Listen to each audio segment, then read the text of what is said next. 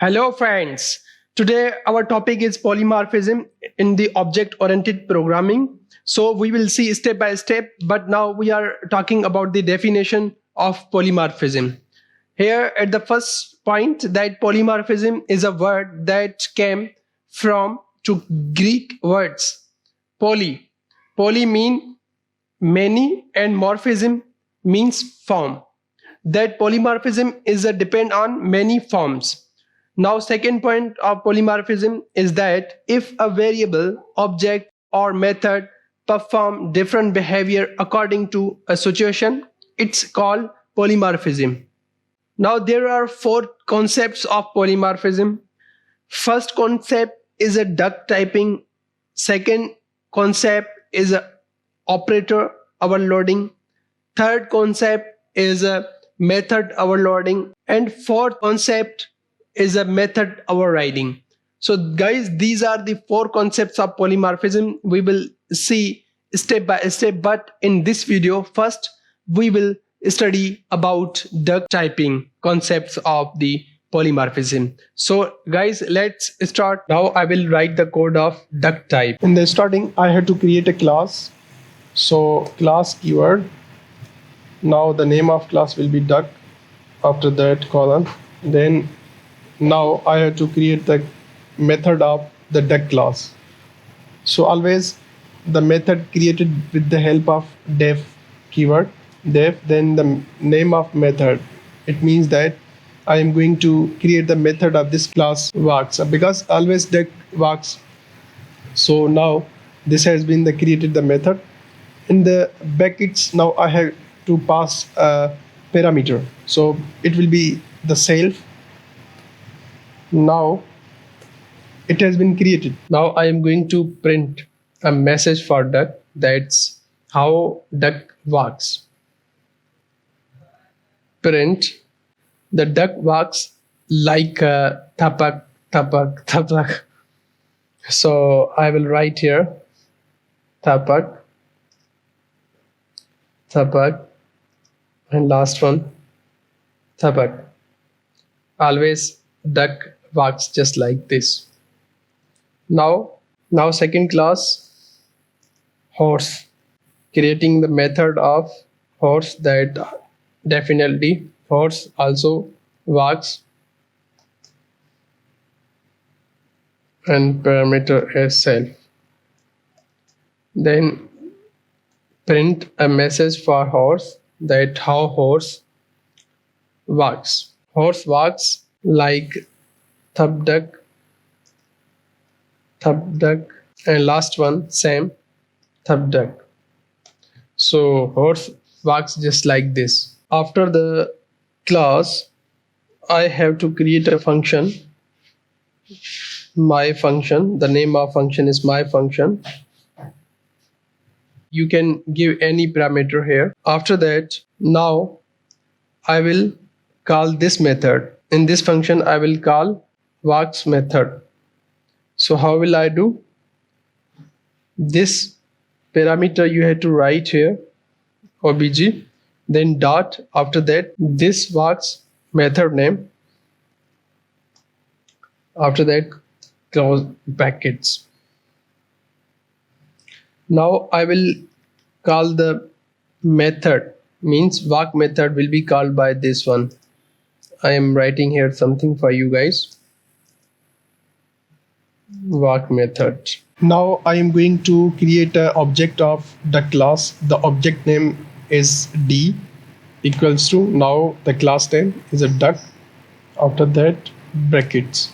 So now it has been created the object of the class.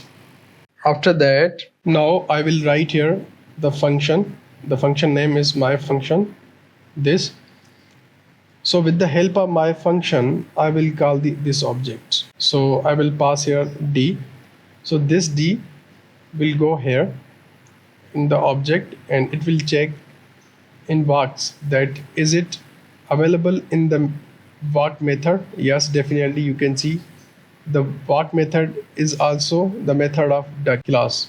So now you can see that I have written the object and function for the calling this object. If I run this program, then you can see the output has been printed. You can see, guys, that this one has been called here because the walk, this walk, both are same methods. With the help of walk methods, I am calling here, and this one is a parameter for the walk method. So now I have created this object here. With the help of this function, I am calling this object because D is object here, the object of duck class. So that's why it has been printed. But if you see, guys, that both methods are same, why is it not printed the horse value? Because I haven't mentioned the horse class. So for that, I have to create one for the horse here. So I will write here the class horse and I will pass here h.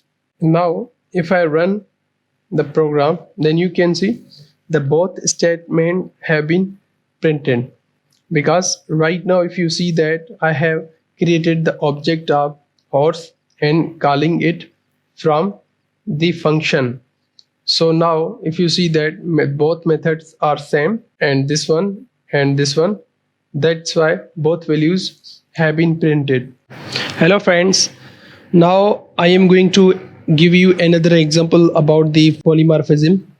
This example would be about languages. So let's start. First I will create a class. The class name will be French. This is a French language. After that I will create here a method of this class. So first def, the method would be say hello. We are checking that how can we say hello in French. So that's why I keep the method this hello. Now I will pass an argument here just like self, and now I want to print the translation of hello, that how can we say hello in French language. So print, we say in French bonjour. You can translate it from the Google, so you will get the same result here. After that I'm going to create another class Italian. The class name will be Italian. We are checking that how can we say hello in Italian language. So that's why I had to create a method of this class. So method would be say hello. Same method would be. So after that I have to pass a parameter self.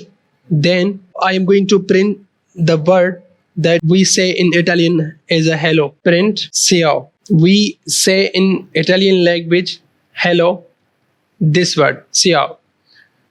After that I have to create a function def function intro. Now I am going to create a function intro. After that I have to pass a parameter in this function. Just for an example, lang, it's the language parameter here. Now this language parameter will get the output from the both methods. So now for the taking output from there, I have to write lang dot say hello. So here this parameter will take the output from this hello and say hello, this one. Both methods are same. That's why I will get the answer from them. So after that I am going to create an object. The object would be any name, just like Hassan equals to and French. This is the object of French language. And the second object Ali would be the object of Italian. So now I am going to print the values with the help of function that I will create here. Now I am going to calling the function with the help of intro. This is the name of function. After that I will pass the values in this function Hassan and Ali. If I run it, you can see both values have been printed on the screen. So guys, you can also practice with these examples. As you can understand well, you can create your own programs and try to practice on these topics as you can understand well. So guys, I hope so that you will like this video, and don't forget to subscribe my channel. Thanks for watching guys.